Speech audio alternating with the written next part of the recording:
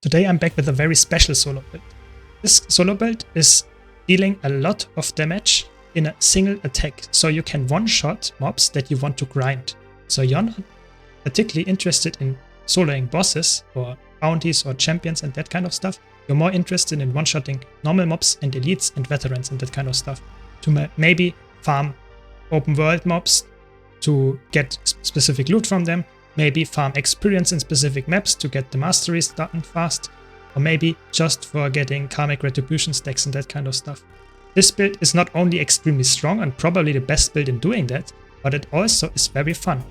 And with that much out of the way, let's jump right in. Sorry for the pun. So we're playing Vindicator, and the ability that you use to one-shot is of course your dodge. Your dodge is extremely strong, and we will talk about gear in a second, but we start with the traits. You just want to min-max the most out of your maximum damage potential. So you take Devastation for just more damage. Almost every single trait here gives you more damage. That's about it. This one gives you more damage from Might. You will see you have 25 stacks of Might as well. So this is just only damage, this trait line. Then you have Invocation. It's almost the same. You get a little bit of Fury, but then a lot of damage modifiers. A little bit of Might when you get Fury. And this one is really important. You get crit chance while you have Fury. Right? So this build has 100% Fury uptime. So this is really helpful with how much stats you actually get to crit 100% of the time with your dodge. So again, those two trait lines almost only damage. Then Vindicator, again 10% damage, then even more damage, and your dodge, that's the important part, will be altered to not only deal a lot of damage, but also gives you a damage buff so that the next dodge will deal even more damage. So for skills, of course, you want to learn Shiro and Alliance Stance.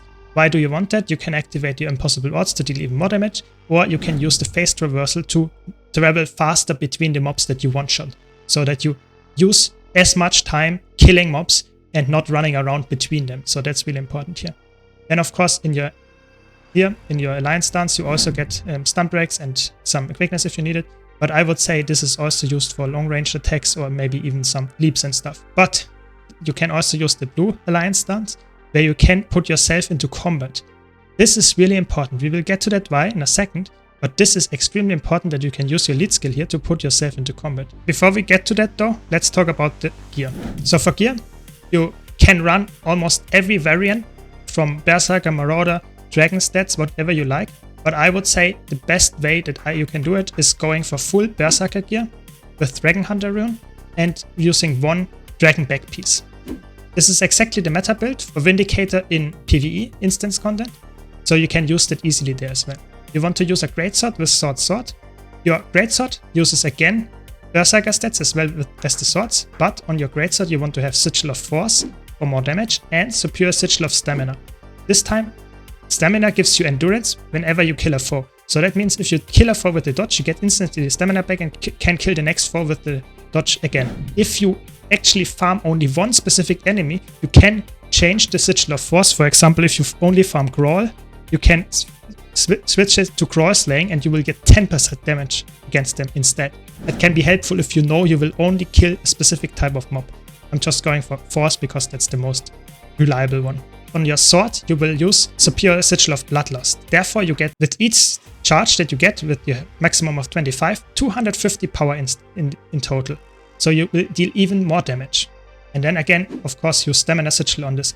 You should use, for the first 25 mobs, should use this. Then you swap to Greatsword to get the maximum damage and still have the Bloodlust sticks. That's how it works. This is really important.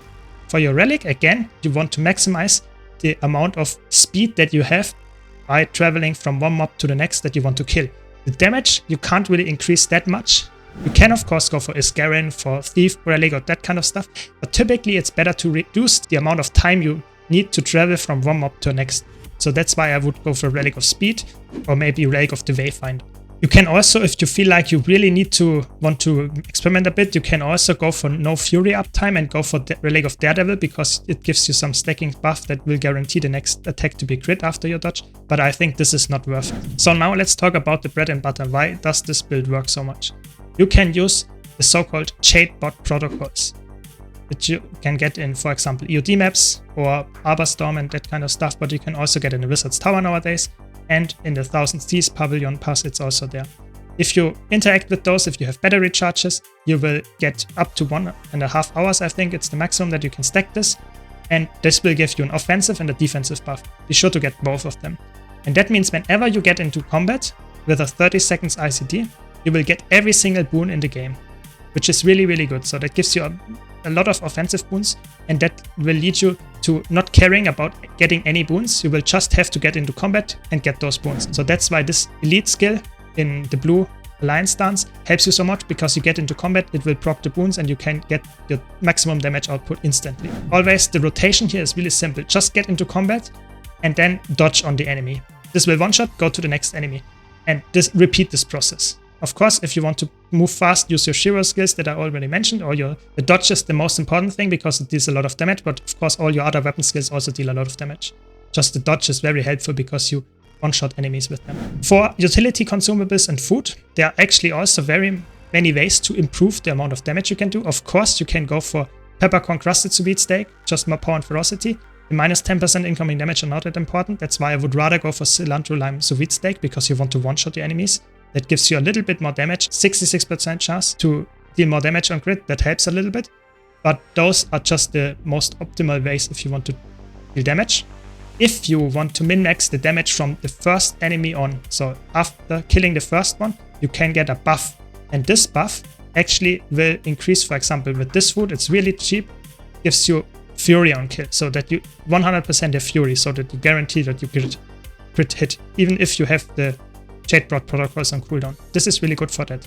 If you have Fury anyways, then I would recommend the best option is Dragon's Breath Bun. It's also very cheap, gives you 200 power for 30 seconds on kill and 70 ferocity. That's the best option just from straight up damage. It's really, really good. If you farm a lot of mobs, you kill a lot of mobs, obviously this you have permanently on the 200 power buff.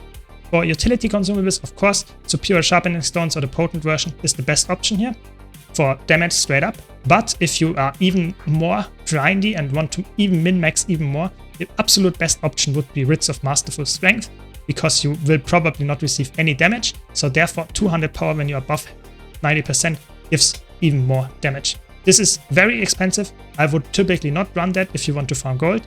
If you want to farm experience, this can be worth it, because you can actually one-shot a lot of veterans with that then. So this is the gear and the setup. You can see in the background it's really easy. You just one-shot everything, and you can do that actually quite long because it's infinitely repeatable. Nothing stops you. And if your Jadebot protocol runs out, you just recharge it at the corresponding maps. So I hope you found that helpful. If you did, be sure to leave a like and subscribe for more content like this. Let me know if you have any particular farm stats that you want to use this build on. Thanks a lot for watching. Thanks to all my supporters on YouTube, Twitch, and Patreon. Thanks Lane, thanks Malice, and I hope to see you all in the next video.